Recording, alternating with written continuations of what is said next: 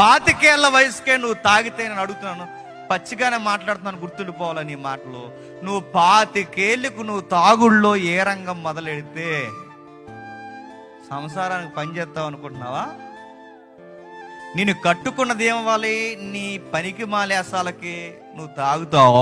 నువ్వు కట్టుకున్నది ఏమవుతుంది? నువ్వు వయసుకు మించి తాగుతావు.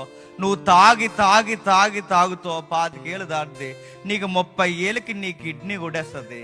నీ 30 ఏళ్ళు దాటేసరికి నీ లివరు ఫంక్షనింగ్ ఆగిపోతుంది.